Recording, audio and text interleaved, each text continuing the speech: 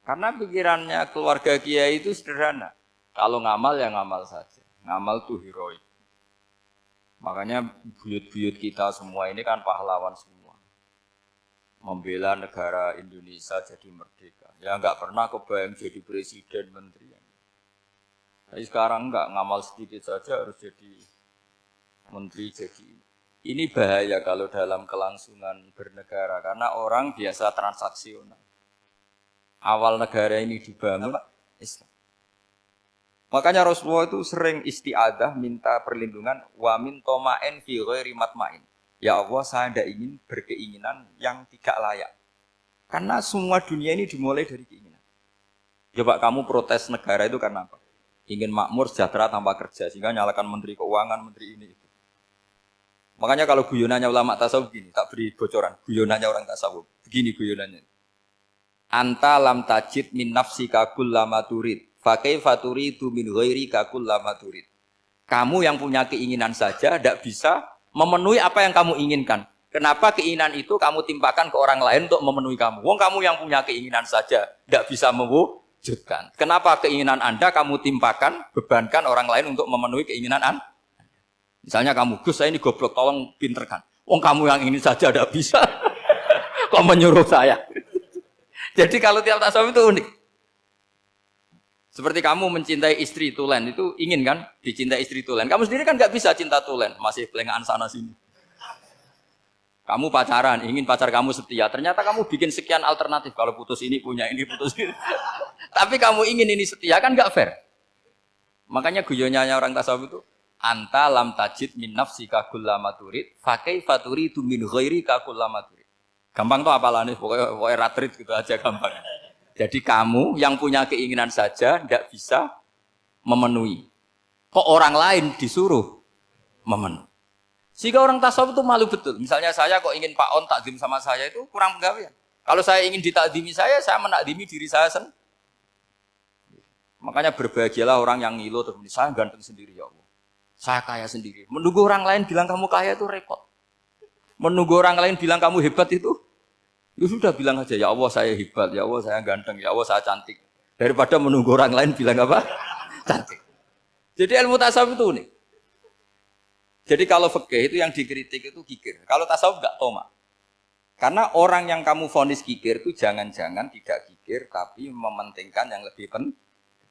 Misalnya ada teman yang tidak pernah naktir kamu, ternyata punya ibu sakit, uangnya dianggarkan untuk ibunya yang sakit, atau anaknya sekolah, atau keluarganya masih butuh biaya.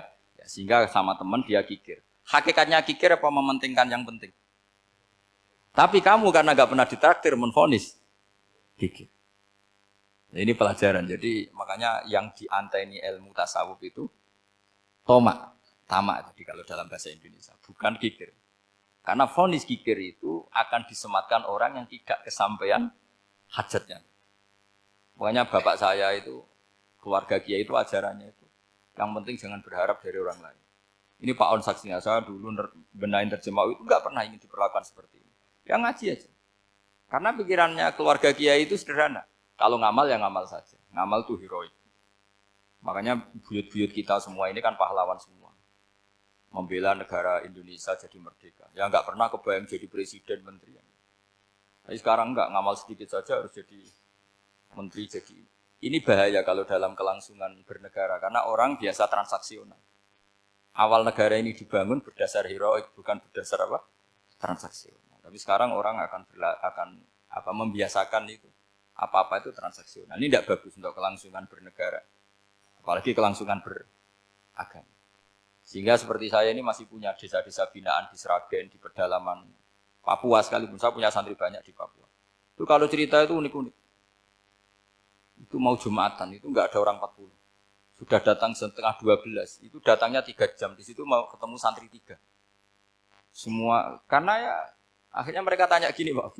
Pertanyaannya itu lucu. Gus, boleh enggak Jumatan orang 3? Secara fikih Syafi'i kan harus orang 40. Kemudian mereka tak bilang, buat sholat duhur saja. Mereka enggak mau. Wong Jumat-Jumat kok duhur. Harinya kan Jumat, masa sholatnya? Sehingga kita yang jadi kiai akhirnya nyari fikul madzhabil arba. Nyari fikih madzhab 4. Ternyata Imam Malik membolehkan orang 6. Ada yang bilang 12. Yang penting keceluk jamun. Jamun itu kelompok. Kalau 3 kan belum keceluk apa? Belum disebut apa? Kelompok. Ini penting saya utarakan supaya kita berjuang itu bukan karena CV seperti ini kayak di Ulil Albab, masjidnya keren, kampus swasta tertua, terus termasuk nomor 1 2 di Indonesia. Oke, kita syukur dengan kebesaran UI.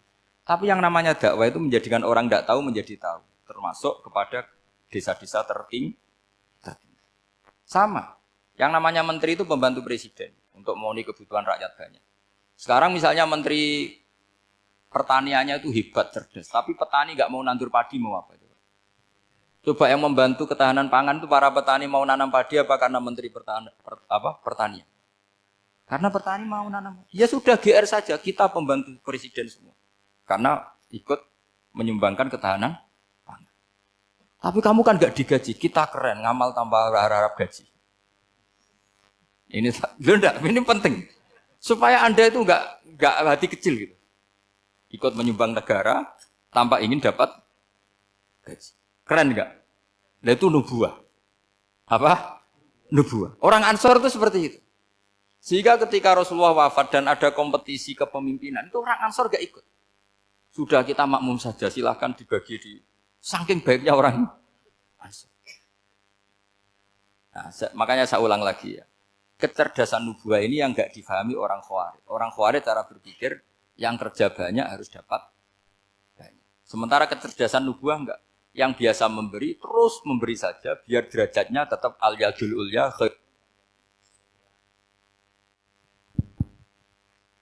Bismillahirrahmanirrahim. Ini saya baca supaya dapat berkahnya ulama-ulama dulu. Karena ini dikarang oleh ulama yang dipakai rujukan seluruh dunia.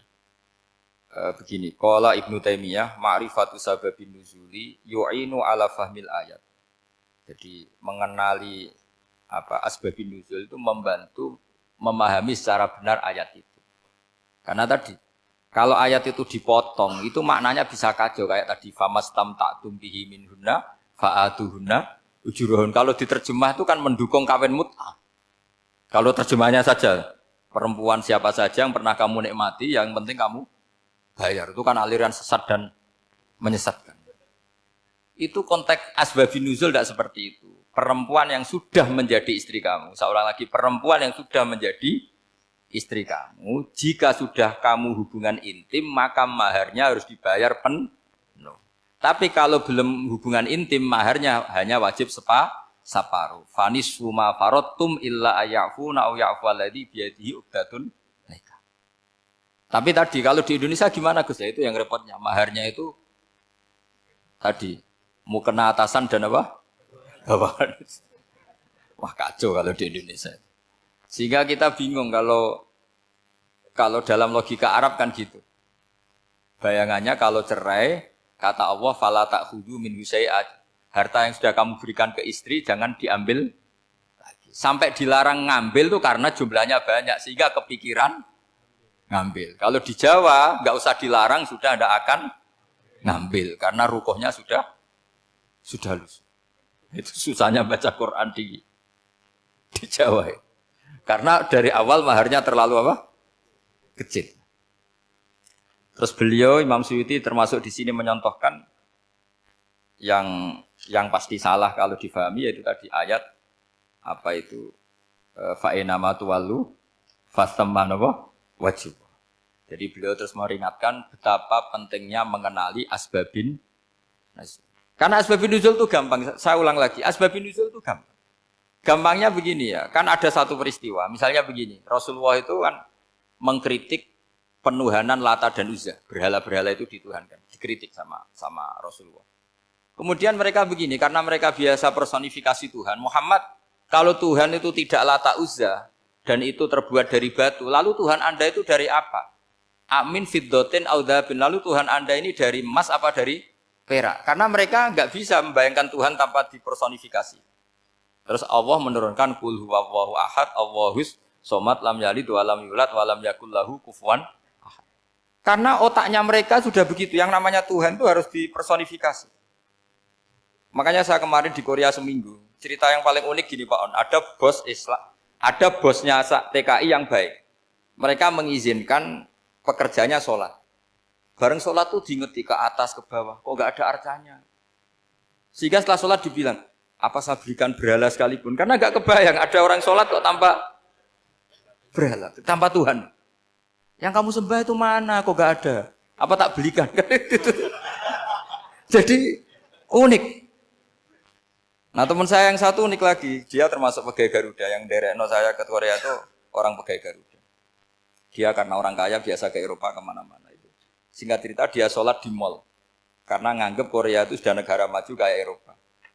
Setelah sholat di mall pas asar itu, security-nya nelpon polisi. Pak polisi di sini ada ritual teroris. Jadi kalau menamakan sholat itu ritual teroris. Jadi artinya apa?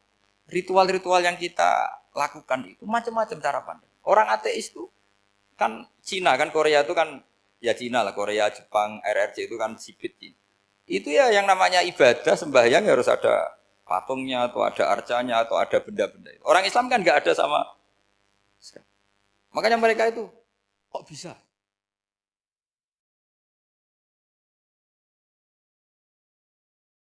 Coba sekarang kamu tanya, ini latihan cerdas. Definisi kikir itu apa tuh?